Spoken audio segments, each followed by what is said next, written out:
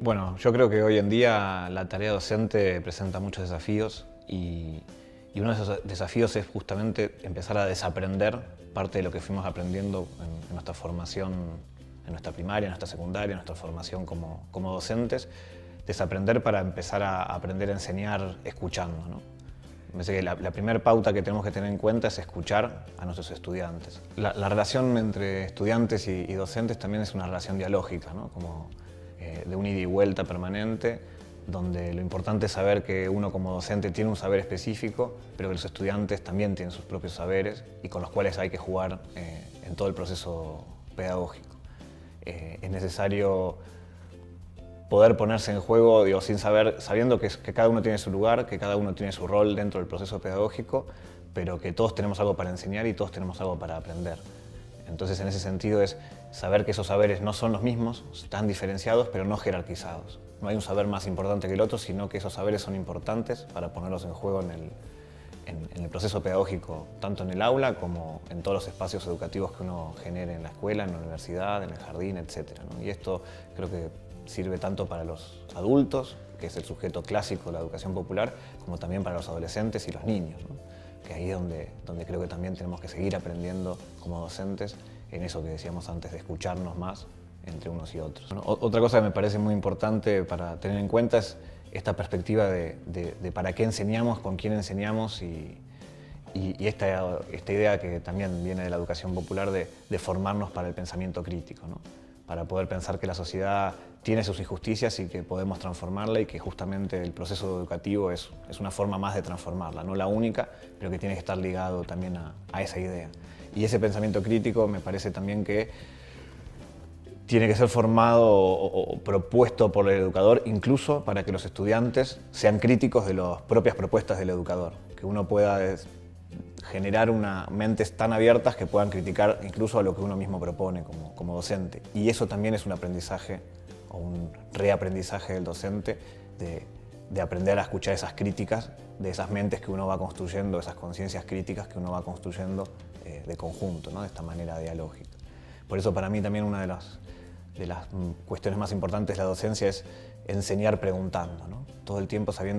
preguntándole al otro qué es lo que piensa, qué es lo que siente, cuáles son esos saberes que trae al aula o al espacio educativo y a partir de ahí ir construyendo de alguna manera juntos ese conocimiento.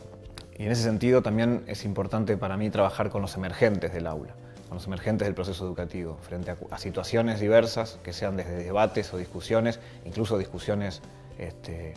bastante incómodas por ahí para abordar como docente, como por ejemplo comentarios racistas o xenófobos que aparecen en el aula. Es importante que el docente no lo deje pasar, sino que justamente aproveche esos momentos, esos puntos nodales, esos puntos críticos del momento educativo para transformarlos en un espacio de debate y de reflexión colectiva. No esquivarle al problema, sino hacerse cargo de ese problema y trabajarlo como un emergente. No para censurar, no para decir esto está bien o está mal, sino para ponerlo en problema, ¿no? Problematizarlo en conjunto con los estudiantes. Y en ese sentido, una cuestión bastante interesante también es esta idea de que el espacio áulico o el espacio educativo no se quede encerrado en sí mismo, ¿no? Sino que podamos ver cómo introducir el contexto dentro del aula, esa realidad circundante, cada vez más difícil, más complicada para todos los docentes y todos los estudiantes que participamos de distintos espacios educativos, es cómo traer esa realidad al aula, ese contexto y trabajarlo, retrabajarlo, problematizarlo. Y al mismo tiempo ver cómo ese espacio educativo, ese espacio áulico, va hacia afuera, en términos simbólicos, a pensar la realidad, pero también a recorrerla, a proponer espacios educativos fuera del espacio áulico, que también eso es algo que romper, aprovechando las herramientas virtuales, pero también aprovechando la posibilidad de la salida de ese conjunto educativo, a conocer, a palpar, a estar o a hacer actividades en ese contexto que nos rodea, ¿no? De alguna manera esta propuesta es territorializar el espacio áulico, ¿no? Pues una iniciativa que es muy interesante, que viene de los bachilleratos populares, de educación popular para jóvenes y adultos, es la idea de construir parejas pedagógicas, ¿no? Que está ligado también a la educación popular y es la posibilidad de que esa pareja pedagógica sean 2 docentes o 3 docentes como coordinadores del espacio áulico, lo que permite, por un lado, desarmar ese lugar sagrado del docente o el profesor con el saber único, sino que hay 2 o 3 docentes que están compartiendo el espacio áulico con los estudiantes y que permite también compartir distintas miradas, que no son siempre las mismas las ideas o las propuestas de los docentes, y entonces eso también genera una mayor diversidad del debate, una posibilidad de intercambios pedagógicos y didácticos mucho más interesantes para también los estudiantes. Obviamente que esto es un problema en términos más generales porque habría que tener un sistema educativo que pueda soportar la posibilidad de tener parejas pedagógicas en todos los ámbitos, pero me parece que como apuesta pedagógica para pensar la crisis de la escuela hoy es una de las posibilidades. Algunas actividades ligadas a didácticas, la educación popular, implican poner el cuerpo en juego, ¿no? Que los estudiantes no se queden siempre en el espacio áulico de manera sentadas o pasivas, por más que hagamos un círculo, que eso facilita que la palabra circule, facilita la participación, mirarnos cara a cara entre todos y no solamente todos mirando al docente. No basta solamente con estar sentados en ronda, sino que a veces se proponen algunas actividades que un ejemplo es lo que llamamos el barómetro de ideas, que es proponer a los estudiantes una línea imaginaria en el espacio áulico, en el salón, donde de un lado van a estar quienes estén a favor de una frase que proponemos y del otro lado de esa línea imaginaria van a estar los que estén en contra, ¿no? Entonces el docente propone una frase que es polémica, que genera debates y divisiones entre los estudiantes,